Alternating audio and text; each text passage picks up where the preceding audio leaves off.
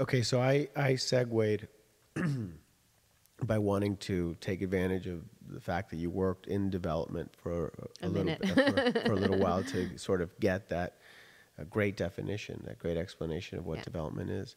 So then let's get back to your personal timeline. So I started at Tristar TV as an assistant in development, and then my boss moved over to the syndication division to build a business in cable programming, and promoted me as soon as we had shows on the air. In cable, there was the 98-99 season.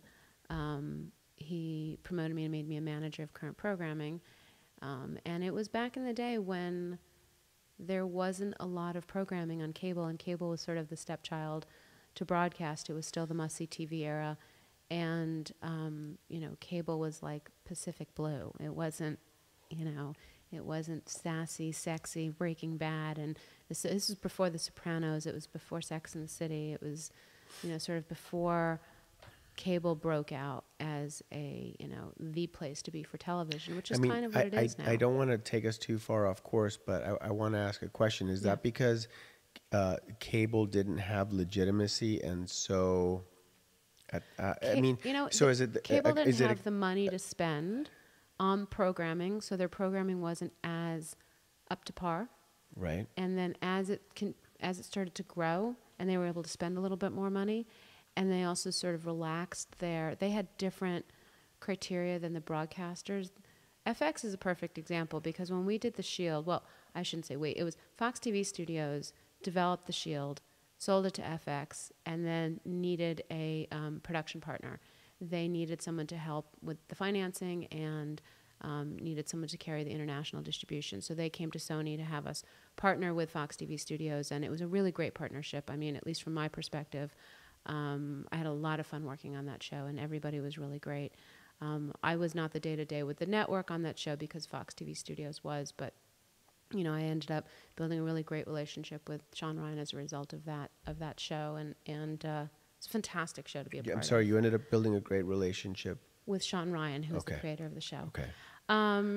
So the show was really edgy. It was really dark. It was something that wasn't quite as, you know, Tony Soprano was the first anti-hero, really, in television that people embraced. And Vic Mackey was, you know, if you watch the pilot of The Shield, the way that he gets information out of a child molester is by turning off the television set and beating the shit out of him with a phone book. Yeah. And that all happens off screen. And, oh, I'm sorry, he doesn't turn the TV off. The captain turns the monitor off because he doesn't want to see what's about to happen. Right. And he sort of gives him the permission, if you will. Mm-hmm. This is a pretty dark hero. You know, he does what it takes to get the right thing. So you can empathize with him, but at the same time, it's like, wait a minute. And then it was a very interesting evolution or de-evolution of Vic as a character. So, you know, FX got a lot of slack and I don't remember the specifics, but I do remember that there was a lot of brouhaha over the fact that they lost a couple of advertisers at the very beginning, the first couple episodes of the show, and they really stood by the show and they said, we'll find other advertisers. Yeah. And at the end of the day, the advertisers came back because it's an amazing show and people watched it. It was TV, MA, language, violence, sex, like everything, you know, every little letter that they could put next to the MA, the show got. And so this goes to the question of why cable grew was because it became a platform for artists, for writers, for directors to be able to go and have a voice that they probably couldn't have on broadcast television, because broadcast television is a little bit still watered down in the sense that, and it's a very general statement, so I don't mean this for every show known to man, but they're really advertiser conscious, and so they have to be sensitive to Iowa, to Middle America, to, you know, I've worked on shows where, you know, I worked on a show called The Book of Daniel for NBC, which was a wonderful show with Aidan Quinn starring as I hope I get this right, he was a minister that was addicted to Vicodin and would have conversations with Jesus, played by the dude who plays the father in Raising Hope. Maria? Maria. Maria! I'm totally blanking That's on his okay. name. I have his face in my head.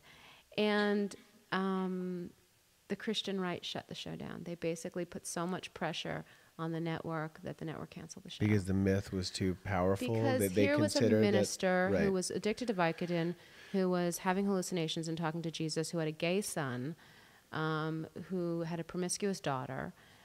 And it was really unfortunate because it was a wonderful show that talked about like tolerance and issues and family problems, and it was edgy and it was different, and it got shut down, and that's unfortunate, but that happens too.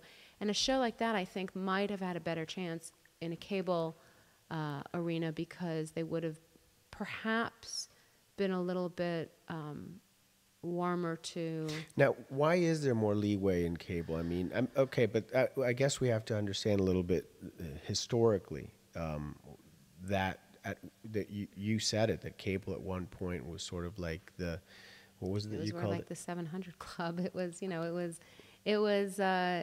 It wasn't taken the seriously, stepchild. But now it is. Yeah, it was the stepchild. Well, now if you look at last year's Emmy but is it because category, of market share? If you look at last year's Emmy category, the best series, Or because of public all airwaves? cable shows. Because cable isn't using the public airwaves, so that they don't have to subscribe to the same rules? No, they do. I mean, they have their own set of standards and practices. I mean, right.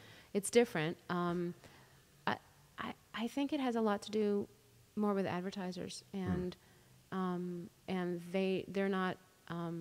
I mean, my opinion. I don't work at a broadcast network, so this isn't my day to day. What I'm dealing with. But they're not as handcuffed by their advertisers, so they're not as concerned to make sure that they keep their advertisers happy. Garrett Dillahunt. Thank you. Maria. Really thanks. great fucking actor, let me tell you. I love that guy. Everything he's in is a little bit different. He plays a wackadoodle on Raising Hope. He plays a scary motherfucker on, God, what did I see him in where he played like a psycho? He was in Damages? I think he was in... No, but was he in Damages in season 5? I only worked the first 3 seasons, so I can't remember. And it all becomes like a blend of mush after a while. Well, after 1,000 hours of television, I can't even remember my own name. Okay, so all right, so let's get back on topic. So we're have a topic? Huh? We have a topic. Yeah, we do. Trying to understand your world. If you figure it out, let me know. Okay, thanks. Well, with your help, maybe together we can understand it.